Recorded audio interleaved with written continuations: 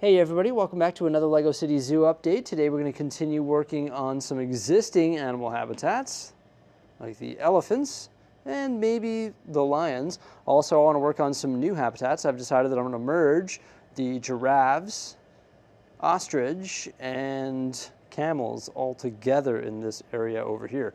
Still not sure what we're going to do with those gators though. Are those gators or crocodiles? I guess each to their own, right? They could be either or. Now, one of the animals here in the zoo is actually sort of bothering me because it's the only LEGO built animal. Every other animal is like a molded piece, like the camel or the ostrich or the crocodile and gators, the elephant, all the lions, all the birds, all the barn animals, the flamingos. This giraffe came from like a Creator 3-in-1 safari set, and it's LEGO built. LEGO honestly doesn't have very many options for when it comes to LEGO giraffes. Most of them are Duplo, so naturally I went into my kids' LEGO collection and I pulled out the Duplo giraffe. Boom, there we go. It's a little bit large, especially when you compare it to the elephant. Is it the right scale? Maybe. There's a bunch of other Duplo giraffes that we could potentially order, and there's actually one that looks really good, and it's from a LEGO Friends set, and it's a giraffe, but I think that one's actually rather small. It definitely looks really good though. I'm for sure gonna have to order a few of these, and while we're at it, we may as well have a look at some of the Duplo giraffes as well. There's definitely quite a few different options, but I think Duplo just looks quite a bit different than your standard LEGO animal. So I think they'll sort of stand out in a bad way within the zoo. So how is this guy or gal gonna eat? Needs a tall tree or a tall giraffe feeder similar to what you would see at a zoo. So that's what I built. This right here can stand like that and the giraffe can eat from it. So this is just 2x2 circular brick and plate on the bottom there in various shades of like brown or brownish colors. I guess I could add some more variation in there, but I didn't have much variation in these part types, to tell you the truth. I guess maybe I could mix in some 1x1 studs and 1x1 plates to give it some more texture. Here's the top of it. It's got the octagonal connector piece on the bottom, and then it has these connector elements which go up to the dish on the top, and these can just hinge downward like so. And this can be removed, and inside is a 4-sided snot brick along with 2 yellow 1x1 studs and then 4 leaf elements which look like the feed that giraffes would be eating at the zoo, and we can just put that in there and these things enclose it nicely, and I think it's a pretty cool feeder for the giraffes at the zoo. There you go. I think that's perfect. It's funny, I literally just finished building this, and then as I was presenting it to you, I stated that, oh, I guess I could make this improvement. And that's the thing with LEGO, that's the fun thing about it, is you can always improve your builds. Even as you're building something or immediately after building something, you could be like, how can I improve that? Oh, well, we could add some more texture to the foundation or like the pole. For example, when Mrs. Bricksie and I were building the elephant enclosure, we built this like scratcher post. And we added some texture by building it with the 1x2 plates, the 1x1 studs, the cylinders, the textured bricks, all that stuff. We also have to build some sort of other feeder for the ostrich and the camel because they're not going to be able to reach the giraffe feeder.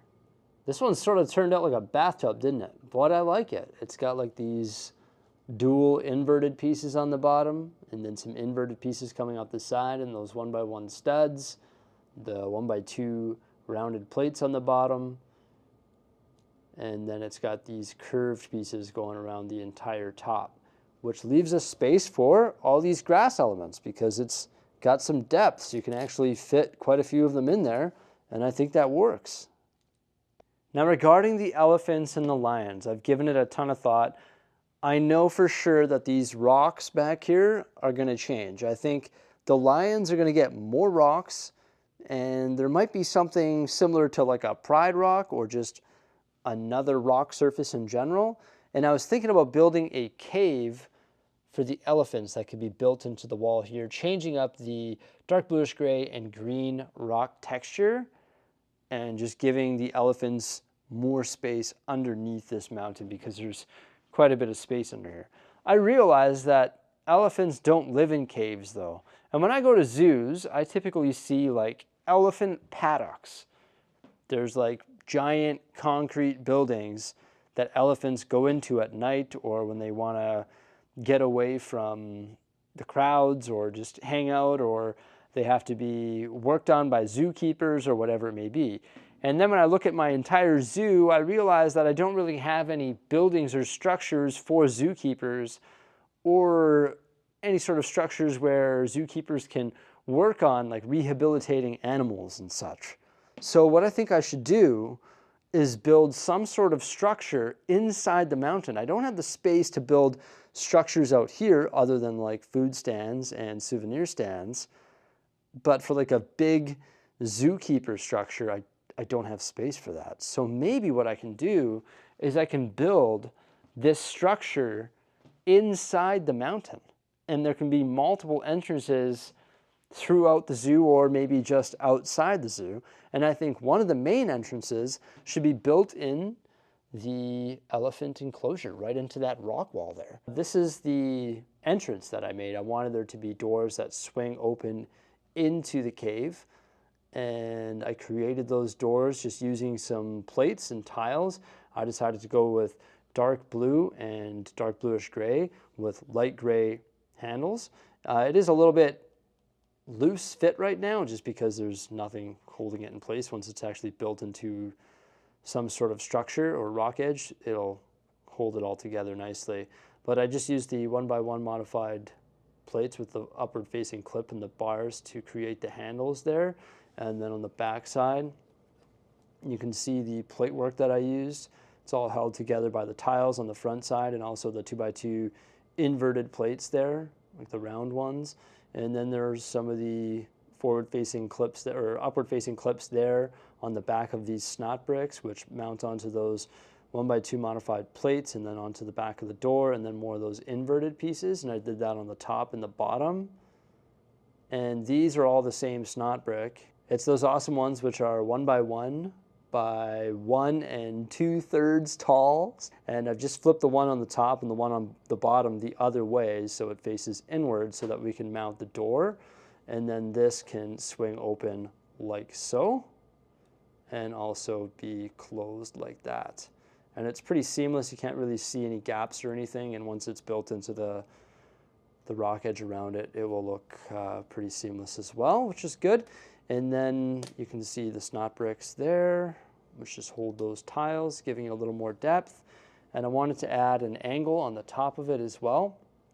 So I used a plate bridging across, and then I put all of these hinge pieces, just the 1x2 hinge pieces, and then I put some plate on top of that, and then the glass on top of that, along with a tile, holding it all together. So these windows here can all move on their own. You can see they can hinge out like that. And I have it so it matches the grade of the large, tall, inverted slope on the side. And then I case it all with a 1x2 plate on the top and 1x tile along the top as well, along with a brick there. And I'm sure I'll work on more of the structure once I build it into the actual wall there. So that's the beginning of the facade for the elephant paddock, or at least the entrance to it. I rebuilt the majority of this live here on the channel, and that's when I installed the door. So this, of course, was the backdrop for the elephant enclosure, which has like a bunch of rock panels, a bunch of slopes, a bunch of greenery, all that different stuff. And the habitat, like the end of the habitat is right there. So this is outside the zoo, this is inside the zoo, and there we go. We've got the entrance to the paddock built into the rock wall. In order to install it, to pretty much destroy absolutely everything and then rebuild it all. So all the rock work in behind with all the slopes and vegetation had to be all redone, and this had to be built out a little bit to match the angle of the top windows of the door. And there you go. Now we have this built right into the back rock wall of the elephant enclosure habitat. We've got this little slice right here, so there's just 2 studs, and this is built all with slopes and inverted slopes. This is a way that I could build all my rocks moving forward if I so choose, but it takes a lot more slopes. I classically use the rock panels, and then I cover them with slopes. So for example, in behind here, this is all slopes, but behind those, there's a bunch of rock panels, and you can see some of the flat surfaces from the rock panels, for example, right there and right in there. It just provides a nice solid foundation, but you can just build it all with slopes and inverted slopes like that if you so choose. Now, in regards to the interior of this, I don't think we're going to get around to starting that today, but eventually there's going to be an interior. I know you can see all these supports. It doesn't really make any sense, but don't worry. Eventually there's going to be an interior in there. I just need to decide how many parts I want to allocate to that project, because of course it could be massive. It could go underneath that entire mountain, which is behind the zoo. So that's why this right now isn't a fix. So this is sort of loosely sitting there. In fact, I think the height of it is a little bit off right here. But yeah, this isn't really done yet and not really pulled together, because when I decide to build the interior for the elephant paddock and whatever else is going on inside this mountain, I'm going to want to be able to access under here easily without having to destroy my whole mountain face. So I decided to, for the most part, just keep these separated. If I peel off these bricks, it's going to isolate the wall from the green. So I have that flexibility when we get around to doing the interior. So here's that back wall placed, but you'll probably notice something. It's completely different. Yep, had to rebuild it all. So when I originally built that live on the channel, I didn't build it far enough in. It was too far out this way, and it didn't line up with the back rocks of the lion exhibit. So in order to fix it, I had to drop that gate back like quite a few studs. And when I did that, I had to rebuild all of the rock work. So now all of this stuff has been rebuilt numerous times, but now it lines up with the back wall of the lions, which I think makes more sense. Also, we had to rebuild a bunch of this in here as well to make sure that these 2 panels or 2 mills plates went together seamlessly. Also, we switched up some of the green brick to brown. I think that makes more sense. Now I could continue working on more rock work in the lions area, because as I mentioned, I want to redo all that, but I think both Mrs. Bricksie and I are sort of rock worked out right now. I feel like that's all I've been doing for the last while in regards to the zoo, because we've built and rebuilt this quite a few times. I'm happy with the end result, but I want to work on eliminating more of the dark bluish gray here in the zoo, and also want to work on giving some other animals an improved home. We wanted this enclosure to be fenced off with something unique, something custom. So this is what we've come up with here. Uses a lot of the bar elements, droid arms, the 1x2 connector pieces, and then it is extended upward with the use of plate and also tile. And then it hinges all throughout because we have the connector pieces connecting the different segments of fence right there. So there's the 1x1 modified piece with the clip, and then the one with the bar there.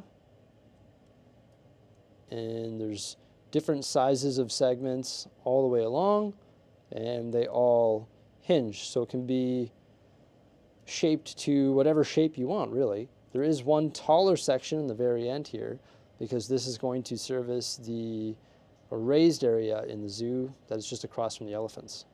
Yeah, the high ground's right over here. It's built right into the mills plate, so it's just raised up a little bit there. You know what? I can't stand to look at this poor elephant anymore. It needs some water, and it's hard to visualize what the actual enclosure is going to look like without the water being there. So for now, I'm just going to use these 1x2 tiles. I removed these from the mansion build, and we're going to dump them in there. A lot of them. I can't believe I'm using 1x2 tiles. Yeah. Not too bad though. If we surround the elephant with that. Looks like water. And I know I left some of the brown bricks in there looking a bit blockish, and it looked like it was taking away from the amount of water that was available to the elephants. And the water in general does take away the amount of land that is available to the elephants, but that was the main purpose of building the paddock, is to give the illusion at this point that there's more space that the elephants have access to through those doors there, and eventually there's going to be more detailed space within, but for now, it's just the illusion. You've got the elephants, and then we have the raised area where you can view the giraffes, and I actually modified that little feeder there, just added some of the transparent elements with like the little nipple coming off of it, and put it onto the brown connector element, and that allowed me to attach some of the leaves to the outside so it looks like they're sort of bursting out like they would be in real life. I added all sorts of wedge plates all the way around to make it look like this ground has been walked on quite a bit, so to try and make it look a little more natural. And then I added some random vegetation all throughout, just in little patches everywhere, and also expanded the water and gave it a better shape with the wedge plates. And then you can see the fence that we designed just sort of meanders around the perimeter of the enclosure. And we need to figure out what we're going to do in regards to the tiling here, and also where those gators are going to go, probably in a long pool right in the center. I think that would look pretty cool. You'll also notice that there's a new mini build right here. It's a little watchtower. Oh, another thing you might have noticed is the Duplo giraffe didn't make the cut. Oh no. Looks like Millie and Benjamin are going to get that back in their Duplo bin. I just don't think it looks too good out there. I'd actually rather have that brick-built one. But that brick-built one came from a set, and it inspired us to build this watchtower. So it has like a tree base with those inverted and regular slopes, and then a little ladder going up top there. We figured maybe the kids could go for a climb, or the adults, to the watchtower where they can get a better view of the giraffes, maybe even feed them. Then we have the nougat pillars going up to the roof there, and there is this fence piece that we designed with the modified bricks with the forward-facing studs, or the ones that I call snot bricks. Also the 1x4 modified plates with the 2 studs, or just the 1x4 jumpers, that's what I call them. Also the cheese slopes and the tile on top, so we've got those fences on 3 sides, and it's open on this side here. And then this roof was sort of a doozy to build, but more so a doozy to mount, to get it centered among these 4 pillars. It was difficult. Of course, the easy thing to do would be just to put a pillar in the middle and get rid of these, but we didn't want to do that because it was already pretty small up there, and that would take away from the amount of walking space that you would have up there. So we wanted it to be mounted on the 4 corners. And this roof is pretty cool. You can see these can hinge right upward, and those are the wedge plates on connector pieces, and there's one of those octagonal connector pieces above that, and then there's a 2x2 plate and another octagonal piece below that. And then to connect it to these pillars, we used the upright clip pieces, the 1x2 modified pieces with the bar, a jumper, and then another one of the 1x1 modified plates with the clip, and it clipped onto that octagonal piece on the bottom. And to get that math right was very challenging. We went through many different renditions involving droid arms, different types of connectors, studs not on top bricks, or bricks with the forward-facing stud. It's my bad habit. I'm sorry about that. I call them by snot bricks. I think you know what I mean. But we went through so many different prototypes to try and get that to work, and eventually this is what we landed on, and we're pretty happy with the end results. It looks pretty ugly in there because there's some different colors. It's not all one consistent color. But I think once we fold these down and you start to look at it from the perspective that you're going to see it, like looking downward at it, or just from like the first person perspective, it looks pretty good as well. This is pretty filled in here. It's not too bad. I mean, maybe you could get some like palm leaves and stuff on there, but anything that we tried to add to it started to make it look too bulky, so we didn't want to add too much. And we thought this was a pretty good initial design for our Watchtower. But yeah, for now, we're just going to use that giraffe. I know it doesn't look like the best, but I think it's better than the Duplo one at this point. Maybe I'll order some of those Friends ones there. Created this little spot. It's got the green plate and then the reddish brown and dark orange odd shaped plate, and that is the home of this thing. So I can just attach that like that, and then that is our little Watchtower. So do you think this is going to be enough space for our gators? I don't know. They look pretty grumpy. Like, look at all those teeth. And they ain't got no toothbrush. The first thing I did was rip out a bunch of the mill's work. Then I added the green with the green underlying bricks, so you've got that ridge to work with.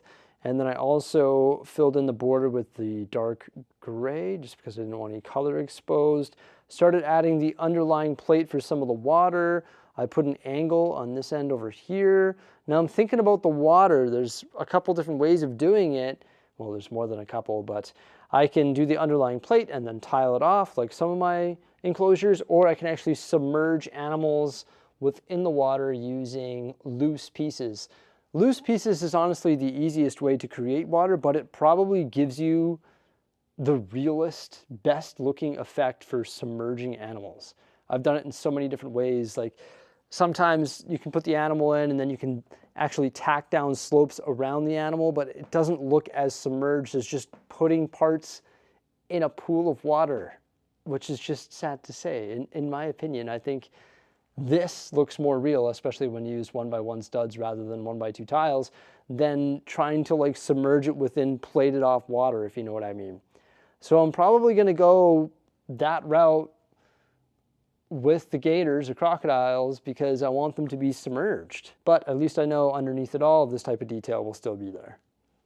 Now, if I were to dump a whole bunch of translight blue elements into the water to add the water effect to the gator display, I wouldn't do that till the very end because I want to make sure I get all those nice details added before I add a bunch of loose pieces in there, because then if I want to add more stuff, well, I got to remove all the loose pieces.